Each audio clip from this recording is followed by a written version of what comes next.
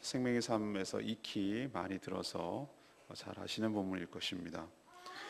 오늘 말씀을 줄거리를 요약하면 이런 스토리입니다. 여러분 잘 아시겠지만 바리새인 중에 율법사 한 명이 예수님을 시험하려는 목적으로 율법 중에 어느 계명이 큰지 물었습니다. 예수님은 대답을 피하지 아니하시고 마음, 목숨, 뜻을 다해 하나님을 사랑하고 이웃을 자신같이 사랑하라 이렇게 대답해 주셨습니다. 그리고 이어서 다른 장소인데요. 그리스도가 다윗의 후손이라고 믿는 그들에게 그렇다면 다윗이 자신의 후손인 그리스도에게 주, 롯라고 표현한 말씀을 인용하시면서 메시아 되신 것이 단순히 후손이 아니라 그분이 바로 다윗 이전에 이미 존재하고 주님이라는 사실을 깨우쳐 주셔서 예수님이 바로 그리스도이시고 다윗 이전에 계셨음을 간접적으로 증거해 주시는 그런 내용이 되겠습니다. 이 예수님의 탁월한 지혜 앞에 시험하러 왔던 그들이 완패를 인정하고 그들에게 감히 이제 예수님께 묻는 자가 없었다 이렇게 완패를 하고 돌아간 그런 스토리가 오늘 내용이 되겠습니다. 자, 잘 아는 이 내용, 여러분 여러 가지 각도에서 이 말씀을 많이 들으셨을 건데 오늘 제가 묵상한 내용 그리고 하나님께서 주신 말씀, 음성은 이런 것입니다. 먼저 34절에서 36절까지 말씀을 근거로 합니다. 하나님의 말씀은 논쟁의 대상이 아니라 순종해야 할 주의 뜻인 줄로 믿습니다. 예수님을 논쟁에서 이겨보려고 이번 주 내내 여러분 묵상하셨죠? 번갈아 가면서 찾아온 거 여러분 보이십니까? 바리새인도 찾아왔고 그리고 안 되니까 사두개인들이 찾아왔어요. 그리고 이번엔 다시 또 리턴 매치에서 또 바리새인이 찾아오고 이런 식으로 예수님이 말로 자신들을 제압하니까 말에 올무를 놓아서 함정에 빠뜨려서 예수님을 꼼짝 못하게 하고 누르려는 이런 악한 의도에서 계속해서 지금 그 당시 예수님 당시에 대표격인 종파들이 지금 찾아와서 도전하는 것이죠. 바리새인들 오늘 34절 보면 그들의 음모와 악함이 드러나죠. 사두개인들을 예수님이 대답할 수 없게 하셨다. 어제 우리 묵상한 건데 사두개인들이 어떤 논쟁을 가지고 끌고 들어왔죠? 부활이죠, 부활. 형사 취수 제도를 가지고 이야기를 했는데 예수님이 완패를 시켰죠. 너희들이 성경도 모르고 하나님의 능력도 모르는도다. 기억나십니까? 먼 얘기가 아니라 어제 묵상한 내용입니다. 그래서 이제 게임 셧아웃 되고 나갔어요. 근데 그 얘기를 들었을 때 이 바리새인들이 무슨 생각을 합니까? 일단은 고소하다 라는 생각을 하면서 동시에 무슨 생각을 하냐면 그러면 간접 비교를 할 수 있겠네. 우리가 예수님을 꺾으면 우리의 라이벌인 사두개파를 꺾는 거네. 이런 생각을 하겠죠. 그런 생각 하지 않습니까? 우리도 월드컵 평가전을 할 때 예를 들면 어느 상대로 했는데 일본은 몇 대 몇으로 졌다더라. 그럼 우리는 그 팀을 갖다가 몇 대 몇으로 이기면 우리가 일본을 이기는 거네. 뭐 이런 유치한 생각을 하잖아요. 그거예요, 딱 그거. 그래서 집단으로 모여서 대책회의를 한 거예요. 그래서 선수를 보낸 것이요. 고심 끝에. 그 선수가 뭐냐면 율법사예요. 이제 좀 더 많이 알고 이제는 밑에 것들을 보냈더니 지난번에 한번 당했거든요, 바리새인들이. 이번엔 좀 중량급을 보내자. 그래서 가장 아킬레스건이고 자기들도 논쟁이 돼가지고 결론이 안 난 문제를 끌고 들어가는 거예요. 그 문제는 뭐냐면은 어느 계명이 큰지에 대해서 묻기로 하자. 그래서 이 선수격인 율법사를 보내고 예수님을 시험하는 질문을 했다고 그랬어요. 몰라서 묻는 질문이 아니에요. 예수님을 빠뜨리고 함정에 빠뜨리고 공경에 빠뜨리게 하려는 그런 의도로 율법의 어느 계명이 큽니까? 라고 의도적으로 물어봤어요. 자, 이게 왜 함정 질문이죠? 이 랍비들은 하나님의 율법을 정리를 했어요. 그래서 네거티브하고 포지티브하고 이렇게 긍정적인 것, 해야 될 것, 하지 말아야 될 것을 이렇게 정리를 했어요. 실천 사항이죠, 일종의. 그걸 만들어 개수를 세 보니까 613개예요. 613개. 자, 그 계명 중에서 이들도 맨날 모이면 한다는 얘기가 어느 게 크냐, 어느 게 중요하냐 이거 갖고 맨날 싸우는 거야, 지네들도. 그래서 답이 안 나와. 왜 안 나오죠? 이게 크면 이건 안 크냐? 이건 크면 이건 안 크냐? 이런 식으로 맨날 싸우니 이게 답이 나오겠어요? 지네들도 해결이 안 돼. 그러니까 골치 아프니까 그러면 이렇게 대답하면 이렇게 대답해야지, 요거 얘기하면은 요거 대답이지 다 수가 있는 거예요. 머리를 어떻게 할지 다 쓰고 들어가는 거예요. 그게 함정 질문이죠. 이 결론이 나지 않는 이 문제를 던져서 어느 계명이라도 대답해도 반박할 수 있는 준비를 하는 것, 이것이 예수님을 시험하려는 목적이었습니다. 저는 이 대답과 이것을 이전에 저는 먼저 하나님께서 얘기하고자 하는 것이 있어요. 제가 묵상하는데 그렇구나.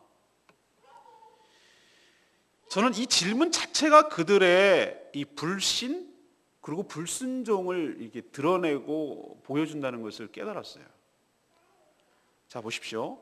이 질문 속에는 어떤 것이 있습니까? 1차적으로 그래요. 표면적으로 예수님을 시험하려는 악한 의도에서 했다는 그 자체가 벌써 불순한 거죠.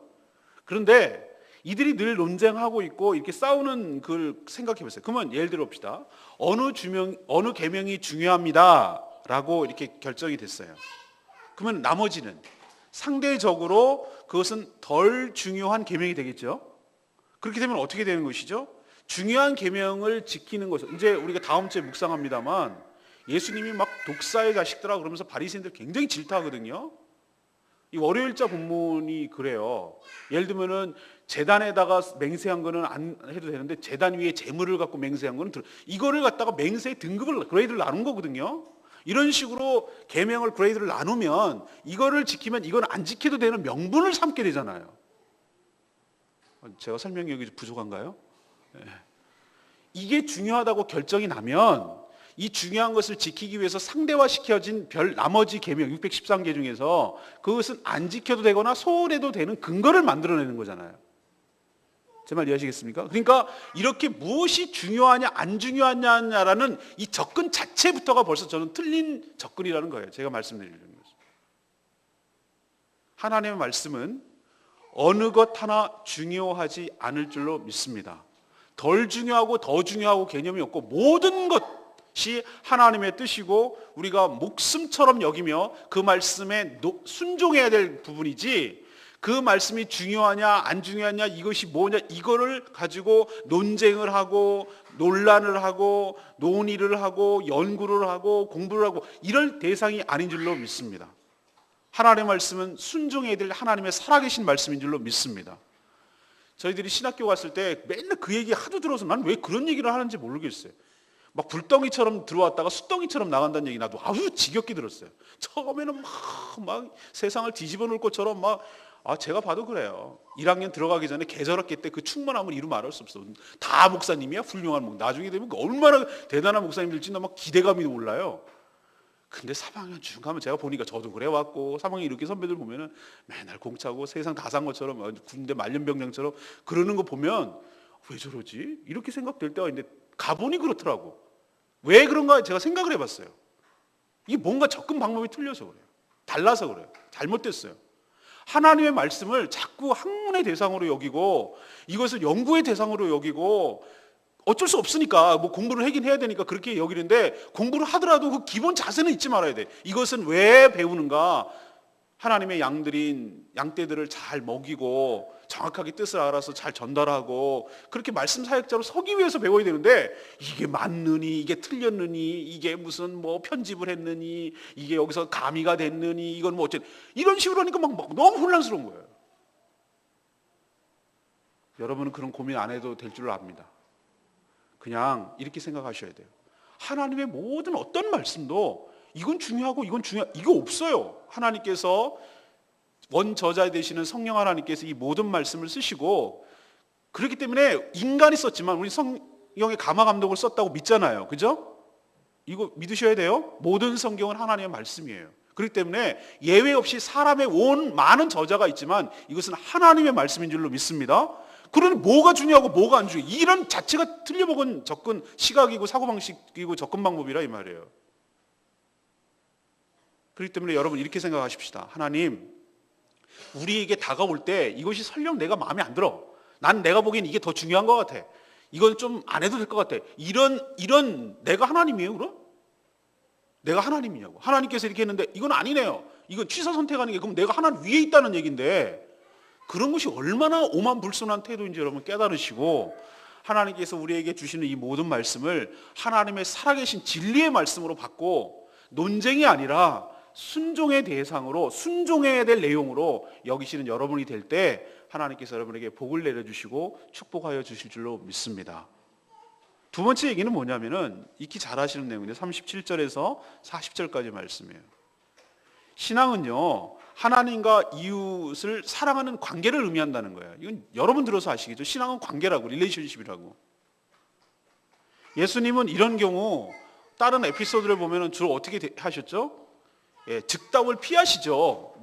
네가 뭔 얘기를 하면 내가 얘기해 주마. 뭐 이런 식으로 하거나 아니면은 은유로 얘기하시거나 비유로 얘기하시거나 아니면 역질문을 하시거나 뭐 이렇게 얘기하시는 것이, 그래서 스스로 자기의 우둔함을 깨우치는 방식을 취하시는데, 오늘은 웬일이신지 이 바리새인들을 대표격이 맞는데 율법사가 전공법, 그들에게 대받아치는 전공법을 택하셨어요.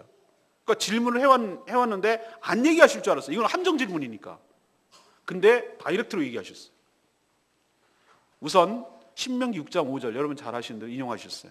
우선 마음과 목숨과 뜻을 다해 하나님을 사랑하라. 이것이 첫째 가는 계명이다 이렇게 얘기하시고, 또 그와 같은데 이번에 레위기 19장 18절을 인용하셨어요. 그래서 이웃을 내 자신과 같이 사랑하라 이렇게 대답하시고, 이게 바로 선지자 율법 강령이다, 제일 본뜻이다 라고 얘기하셨어요. 엑기스를 쪼리면 이거다 이렇게 얘기하신 거예요. 여기서 마음, 목숨, 뜻을 다해 사랑하라는 말은 무엇이죠?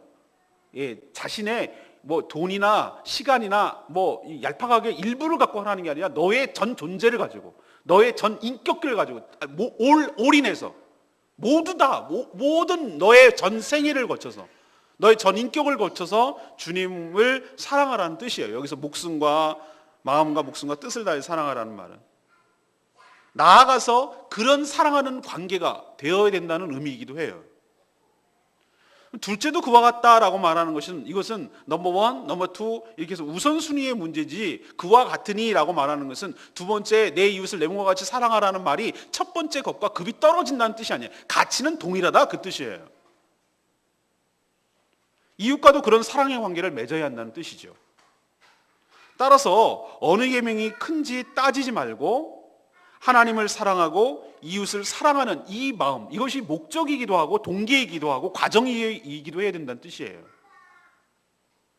그런 마음을 가지고 하나님께서 제시한 613개, 그들이, 저는 613개는 것도 인위적인 것 같아서 별로 좋아하지 않는데, 아무튼 니네 식으로 하자면 613개의 여러 가지 니네가 제시한 부정적이고 긍정적인 것을, 그것이 어느 것이 중요하냐라고 묻지 말고 그것을 아우르는, 포괄적으로 생각하도록 방법과 태도와 접근과 동기와 목적을 예수님 얘기하시는 거예요. 컨텐츠 들어가서 완전히 접근 방법을 판을 바꾸시는 거예요. 얘네들의 논리에 빠져서 거기서 싸우지 않으세요. 예수님은 대답은 해주셨는데 그들의 논리대로 들어가지 않았어요. 이들의 논리는, 질문은 뭐냐면 613개 중에 어느 것이 크냐고 물었는데, 예수님 그 논리에서 빠져나오셔서 다른 방법으로 접근하시는데, 어느 것이 크냐가 중요한 것은 아니다. 이 두 가지 방법, 이 두 가지를 가지고, 태도를 가지고, 그리고 이것이 목적이 되어야 되고 궁극적으로는 이것이 과정이 되어야 된다는 뜻이기도 해요. 하나님을 사랑하고 이웃을 사랑하는 그런 마음과 태도를 가지고 613개의 계명을 지켜갈 것, 그리고 궁극적으로 그 계명을 지키는 목적이 뭐냐, 과정이 뭐냐, 수단이 뭐냐, 목적이 뭐냐, 그것은 하나님을 그렇게 사랑하는 것이고 이웃을 사랑하기 위한 것이고, 그 목적을 이루기 위해서 관계를 깨고 불편하게 하는 것이 아니라 그 과정 자체, 그 이루는 과정 자체도 바로 사랑의 동기와 사랑의 방법으로 행할 것, 이런 식으로 예수님이 얘기해 주신 거예요. 그러니 전혀 접근 방법이 다른 것이죠. 우리도 가만 보면 지극히 사랑하면 조금 부족해도 문제가 되지 않아요. 우리는 그 사랑을 알아요. 얘가, 어린아이가 사랑해, 정말 나를 좋아해. 그래서 얘네들 수준에서 어설프게 접근을 하고, 우리 그렇잖아요. 지난번에 스승의 날이라고 우리가 유민이가 저한테 카드를 이렇게 막 해가지고 보냈는데, 시중에 나오면 얼마나 세련된 카드가 많습니까? 근데 초등학교 3학년짜리가 9만 원 그게 됐지 뭘 더 바래? 중요한 것은 어설퍼도 얘가 나를 사랑하는 목사님이 참 좋아해요, 저가 처음에 왔을 때 예뻐해 주셔서 감사해요 라고 표현할 수 있는 이 자체가 너무 귀한 거예요. 근데 진짜 역겨운 건 뭔지 아세요? 사랑하는 마음도 없는데 행하는 율법이 진짜 역겨운 거예요. 마음도 없는데, 그리고 우리도 그러잖아요. 연애 프로그램에서 영혼 없는 멘트라고. 여러분도 그거 제일 싫잖아요, 여러분들. 자기가 사랑하는 연인이 나한테 대하는 게 그냥 의례적이고 그냥 입에 발린 소리하고 그러면은 진짜 그 모멸감을 느끼지 않아요? 그러나 좀 어설프고 실수해도 진심을 가지고 그렇게 했다 그러면은 그거는 용납이 되고 용서가 되잖아요. 전 그런 것 같아요. 예수님께서 이해하고자 하는 것이 진짜 그런 것 같아요. 정말로 말이죠. 하나님께서 정말 지극히 사랑하는 마음으로 하려고 했어. 근데 얘가 좀 부족하고 미흡하고 실수했어. 그럼 이게 어디다 대고 이렇게 하나님이 하실 건가? 저는 아니라고 생각해요. 얘가 어떤 마음으로 그러려고 그러는지를 주님이 그 중심을 아시고 그 중심을 받아주실 줄로 믿습니다. 그런데 아주 세련되게 그 율법 하나하나 조항을 다 어김도 없고 가감도 없이 다 지켰어. 근데 그 곡이 지켰다는 그 자체의 의미를 부여하고 지킨 내 자신을 갖다가 오히려 내 능력자라고 생각을 하고 난 지켰으니 내가 할 일을 다 했다고 생각하고 하나님께 대드는 유대인들 보면 하나님 기가 막힐 거예요. 아마. 우리가 예수님이 말씀하신 것이 우리에게 딱 머리를 때려야 돼요. 아, 우리가 뭘 지켜가지고 하나님께 사랑하는 게 아니구나. 이거는 툴이구나. 이걸 지켰기 때문에 하나님을 사랑해낸 게 아니고, 그러면 지키지 못하면 하나님을 안 사랑하는 게 아니구나. 사랑하기 때문에 이것을 하는 거구나 라는 접근 방법으로 달리 나가야 될 줄로 믿습니다. 궁극적으로 여러분, 좋은 신앙은 좋은 관계인 줄로 믿습니다. 관계가 깨지면서 무엇을 하는 것은 아무 의미가 없고 그건 잘못된 접근이라는 뜻이에요. 여러분도 하나님을 지극히 사랑하게 되기를 바라고 또 이웃을 지극히 사랑하게 되기를 바랍니다. 이 사람이 신앙생활 잘하는 거라고요. 제가 이것을 깨닫기까지 많은 갑질을 했습니다. 여러분도 돌아가지 마시고 이 말씀을 온전히 정말 액면 그대로 받으시고 신앙생활이 뭐가 좋은 신앙생활인지를 오늘 말씀을 통해서 온전히 깨닫고 실천하게 되기를 간절히 바랍니다. 마지막 세 번째, 이게 이제 오늘 하이라이트의 논쟁인데 41절에서 46절까지예요. 예수 그리스도는 창세전부터 계시던 메시아라는 사실을 우리에게 가르쳐 주십니다. 자, 이제 번갈아가면서 계속되는 논쟁의 종지부를 찍고 이 사두개인이든 바리새인이든 더 이상 덤비지 못하게 할 때가 오신 것 같아요. 그래서 예수님은 바리새인들이 모여 있을 때 의도적으로 이번엔 접근하셨어요. 가셨어요. 그래서 의도적으로 메시아에 대한 언급을 하셨어요. 이번에 역으로 치시는 거죠. 이들이 예수님이 아킬레스건이라고 생각하는 가장 큰 계명이 뭡니까? 라고 물어봤다면 이번에는 그들의 가장 아킬레스건이라고 할 수 있는 메시아, 잘 알 것만 같아도 제대로 모르고 있는 그 부분을 건드리시는 거예요. 지금 전곡을 송곳처럼 찌르시는 거예요. 물었어요. 너희들 그리스도가 누구의 자손이라고 생각하느냐? 이거는 너무 쉬운 질문이에요. 예수님의 질문을 하는 거 잘 들어보면은 사마리아 수가성 여인도 마찬가지지만 처음엔 쉽게 대답하는 걸로 가는데 나중에는 그 질문 속에 자기가 스스로 빠지도록 만들고 스스로 우둔함을 깨우치도록 하는 방식을 취하시는데 예수님은 탁월한 교육자시기도 해요. 그러니 이건 고민할 것도 없어요. 이거는 뭐 애들도 다 알아. 애들이라기보다는 평민들도 다 알아. 다윗의 자손이니이다. 왜? 하나님께서 다윗과 언약을 하셨기 때문에, 맺으셨기 때문에. 메시아는 당연히 다윗의 후손에게 나와야 돼요. 안 나오면 안 돼요. 여러분 기억나십니까? 그래서 예수님께서 절묘하게 어느 타이밍을 이용하셨냐면은 요셉의 아들로 태어나기 위해서 약혼기간을 이용하신 거 여러분 성탄절 때 제가 말씀드렸잖아요. 저는 여기에서도 하나님의 탁월한 지혜를 경험한다고 제가 말씀드렸잖아요. 자, 그러면은 부정모혈, 우리가 인간이 태어나는 정상적인 방법으로 요셉의 진짜 자손으로 태어나면 그거는 제물로 불합격이에요. 왜? 그거는 자기의 죄 때문에 죽어도 할 말이 없는 죄인으로 태어났기 때문에. 근데 이 두 가지를 얼마나 절묘하게 시켜야 되냐고. 성령으로 여인에게 의해서 마리아에게 있어서 동정녀 마리아에게서 태어나게 하시고, 그러나 법적으로는 누구의 자녀로 태어나야 돼요? 다윗의 후손으로 태어나야 될 거 아니에요. 그러니까 요셉의 자녀로 법적으로는 요셉의 자녀로 태어나게 하시고, 그러면 하나님이 다윗과 맺은 언약도 충족시키시고, 죄가 없는 상태로 원시복음이라고 하죠. 여자의 후손으로 태어나서 사단의 머리를 밟아야 되기 때문에 여자의 후손으로 태어나야 된다는 이 하나님의 원시복음이라고 할 수 있는 언약도 충족시켜야 되고, 이 두 가지를 다 충족시키려면 다윗의 후손으로 태어나야 되는 게 맞아요. 그러니 이거는 뭐 얘네들도 다 알아. 그래서 뭐 고민할 것도 없어. 다윗의 후손이니이다. 이렇게 대답했어요. 근데 예수님께서 이제 드디어 본격적인 질문을 시작합니다. 그러면 좋다. 그런데 그 다윗이 성령으로 감동됐을 때, 시편을 썼을 때가 이게 시편 110편 1절에 나오는 말씀이거든요. 110편 1절을 인용하셨어요, 지금 예수님. 근데 다윗이 성령으로 충만하여 이 말씀을 하고 그것이 성경으로 기록됐는데 이 말을 했습니다. 주께서 내 주께 이르시되, 44절에 나오죠. 이건 인용한 거예요. 110편 1절을. 내 원수를 내 발 아래에 둘 때까지 내 우편에 앉아 있으라. 여기서 I와 You가 누군지를 잘 생각하셔야 돼요. 내. 여기서 말하는 주어 나는 지금 말씀하시는 주체가 누구냐면 하나님이에요. 성부 하나님.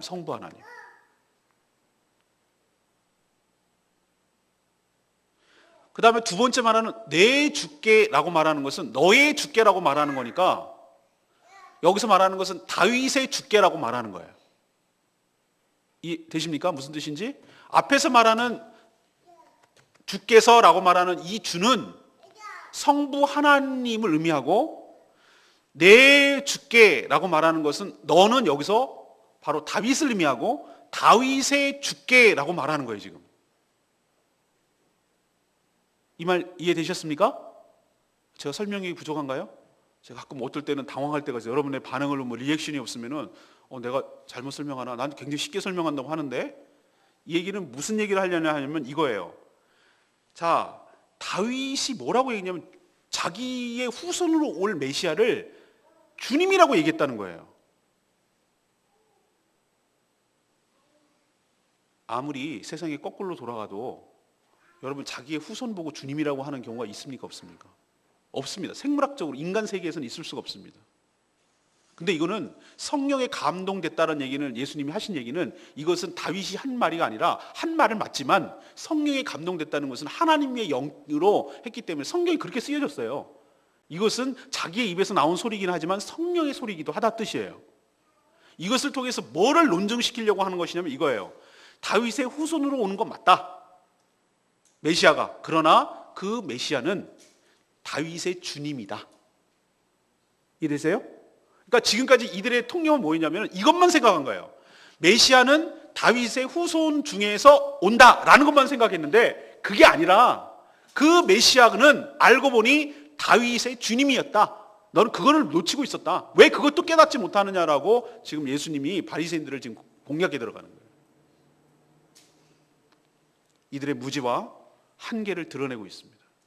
사랑하는 여러분, 예수 그리스도는 다윗이 아니라, 다윗 시대가 아니라 창세 이전부터 계시던 메시아인 줄로 믿습니다. 이것이 성경적으로 지금 논증이 되고 맞고 떨어지고 있잖아요. 아닌 게 아니라 하나님께서 창조하실 때 성부, 성자, 성령 하나님이 다 합쳐서 합작해가지고 이 땅이 만들어진 줄로 압니다. 여러분 기억나세요? 하나님께서 말씀으로 천지를 창조하신 줄로 압니다. 그리고 하셨을 때 하나님의 성신이 그 수면 위에, 그 혼돈 상태에 있는 수면 위에 운행하셨다고 그랬어요. 성부, 성자, 성령 하나님이 다 나타나요. 저 유치부 설교 때 하나님이 천지를 창조하셨어요. 말씀으로 천지를 창조하셨어요. 빛이 있으라 그러니 빛이 있었어요. 난 그래서 말하는 줄 알았어, 하나님이. 땅이 물과 갈라져라 그래서 있었어요. 해와 달과 별이 있었어요. 유치부 때는 그렇게 설명해야 되는 건 맞아요. 근데 그 word, 말씀의 개념이 뭐냐는 거지. 진짜 하나님이 육신이 있어서 말로 했을까? No! 거기서의 말씀은 요한복음에 나오는 바로 로고스, 바로 진리, 지혜가 되시는 예수 그리스도신 줄로 믿습니다. 그러니까 그 성령 하나님이, 성삼위 하나님이 다 계셨다니까요. 그러니 다윗의 이전부터 계셨고 다윗의 주님이기도 하고, 그러나 육체적으로는 다윗의 후손으로 오셨고 그분은 영적으로는 다윗의 그리스도고 다윗의부터 훨씬 이전부터 계시던 우리 모두의 주님 되시는 줄로 믿습니다. 그러니까 어리석은 인간의 논쟁 가지고, 논리 가지고 하나님께 좀 제발 좀 덤비지 좀 말자 이거죠. 우리 보면은 이런 거, 우리도 가끔 농담할 때 있잖아요. 저도 선배 목사님 오고 막 여기 지난번에 노예 목사님 올 때 설교하려고 그러니까 죽겠더라고요. 제가 설교를 그렇게 못하는 편은 아니라고 생각을 하는데 여기 다 목사님들만 한가득 앉아 있는 거예요. 다 선배 목사님. 목회를 막 30년, 40년 하신 분들. 내가 막 버벅버벅거리더라고. 그래서 내가 선배 목사님들 죄송합니다. 제가 부르주자 앞에서 삽질하려니 너무 힘듭니다. 귀신 앞에서 머리 풀려는 꼴이네요, 내가. 그리고 내가 그랬거든요. 그것보다 더 커요, 갭이. 근본을 가지고, 근본이신 주님, 지혜의 근본이고, 거기서 다 나왔는데, 지혜가. 그분으로 인해서 이 모든 질서와 모든 창조가 만들어진 줄 믿습니다. 거기서 마스터 플랜이 나와가지고 설계도가 그분으로 통해서 나왔다고. 눈, 코, 입이 있고 우리가 존재하고 있고 이 세상에 움직이는 모든 것들이 그분의 플랜에서, 그분의 지혜에서 나온 줄로 믿습니다. 근데 지금 인간이 어리석게도 그 예수님을 앞에다 두고 맞짱 뜨려고 하고 가르치려고 들고 하고 꺾으려고 하는 게 얼마나 웃기는 얘기냐 이 말이에요. 제 말은. 겸손합시다. 모르면 모른다고 하고, 예수님 그러잖아요. 아니면 아니라고 하고, 그러면 그렇다고 하고, yes, no, 여기서 지나치는 건 다 죄니라. 우리도 겸손하게 주님의 말씀을 잘 순응하고 받고 순종하는 저와 여러분 되기를 소망합니다. 오늘 레마의 말씀은 46절, 한마디도 능히 대답하는 자가 없고 그날부터 감히 그에게 묻는 자도 없더라. 예수님의 완벽한 승리예요. 예수님이 예루살렘 입성 후 위기의식을 느낀 종교 지도자들이 경쟁하듯이 종파별로 자신 있다고 생각하는 논쟁거리를 들고 와서 예수님께 도전했으나 모두 그 지혜에 탐복하며 놀라고 돌아가는 꼴을 당했습니다. 이제 완승을 거둬서 감히 도전하는 자가 없다는 뜻이에요. 그도 그럴 것이 아까 말씀드린 대로 예수님이 지혜의 근본이고 원천인 줄로 믿습니다. 인간이 감히 견줄 그런 대상이 아니에요. 제가 앞에 제일 먼저 말했지만 하나님의 말씀은 논쟁의 대상이 아니라 순종해야 될 하나님의 말씀인 줄로 믿습니다. 우리 여러분 그렇게 살아가는 저와 여러분 되기를 소망합니다. 오늘 말씀 붙들고 기도하기 전에 우리 왕이신 하나님 찬양합니다. 우리 202장 찬양지 부르고 기도하겠습니다.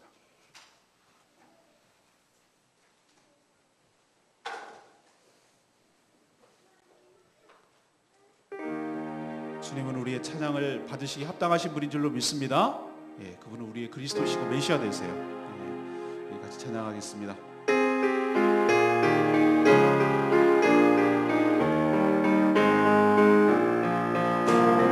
왕이신 하나님 높임을 받으소서. 찬양하리라. 영원히 높임을 받으신 그 이름을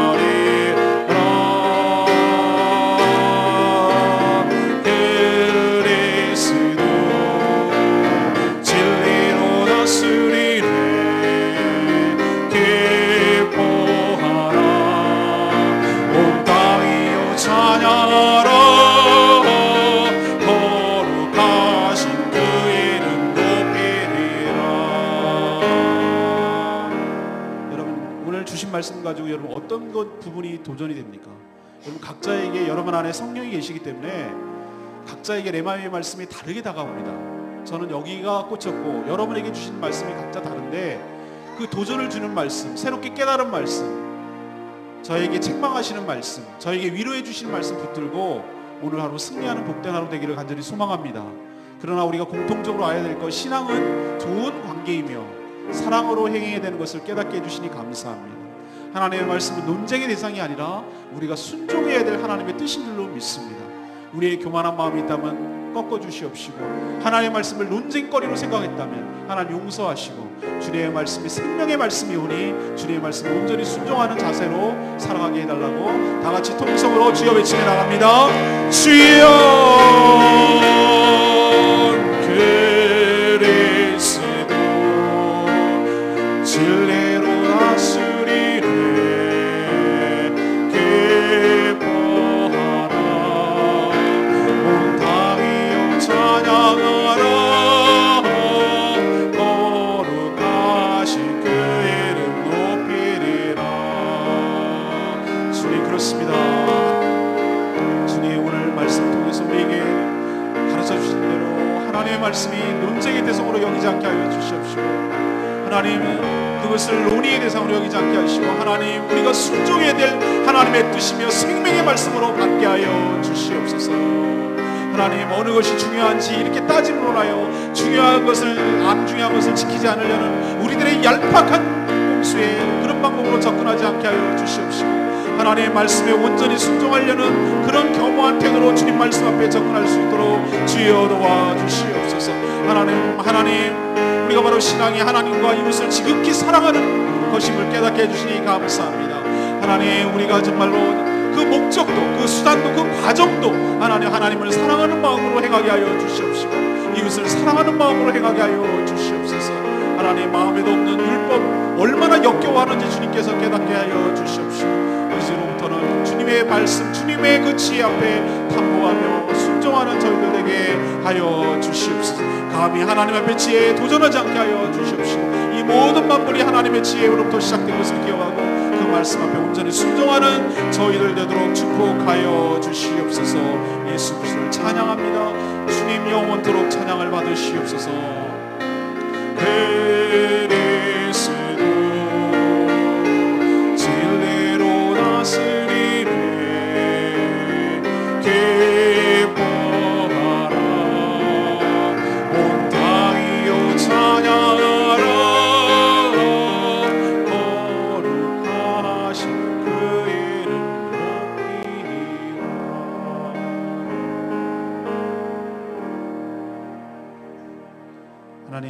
하나님의 말씀은 우리의 논쟁의 소재가 아니라 저희가 순종해야 할 하나님의 뜻인 줄로 믿습니다. 크고 중요한 것을 알아 나머지는 가볍게 여기려는 저희들의 완악함을 용서하여 주시옵소서. 저희도 지극히 주님을 사랑하기를 원합니다. 이웃 또한 사랑하기를 원합니다. 좋은 관계가 좋은 신앙임을 깨닫게 하여 주시옵소서. 하나님 사랑하고 싶어도 저에겐 사랑이 없습니다. 주님의 사랑을 부어 넘치게 하여 주시옵소서. 사랑하는 마음으로 하나님을 섬기고 이웃을 섬기게 하여 주시옵소서. 예수님이 바로 우리의 지혜의 근원인 줄로 믿습니다. 겸손한 태도로 주님의 말씀을 통하여 지혜를 배워가게 하여 주시옵소서. 교만하지 않게 하여 주시옵소서. 겸손하게 하여 주시옵소서. 그 말씀 앞에 조아리게 하여 주시옵소서. 그 말씀에 순종하게 하여 주시옵소서. 오늘도 거룩한 주일을 준비하는 복된 날입니다. 주님 최선의 것을 최고의 것을 온전히 준비하여 하나님께 온전히 드리는 복된 예배가 되도록 저희들의 마음과 생각과 몸과 마음을 준비시켜 주시옵소서. 특별히 말씀을 사모하게 하여 주시옵소서. 기도로 준비하게 하여 주시옵소서. 오늘까지 진행되는 우리 중보기도 세미나 주님 축복하시고 기도의 용사로 다시 한번 거듭날 수 있도록 하나님께서 복내려 주시옵소서. 연약하여서 기도조차 못하는 우리 사랑하는 지체들 저희들이 함께 중보하며 나갈 때 그 기도 응답하여 주시고 그 연약감 하나님께서 붙들어 주시옵시고 하나님 신앙에서 교회에서 이탈하지 않도록 하나님께서 복내려 주시옵소서. 오늘 하루도 주님께 의탁합니다. 주님 선한 길로 인도하시고 저희와 동행하여 주시옵소서. 주님께 모든 것 맡기옵고 예수 그리스도의 이름으로 축복하며 기도합니다.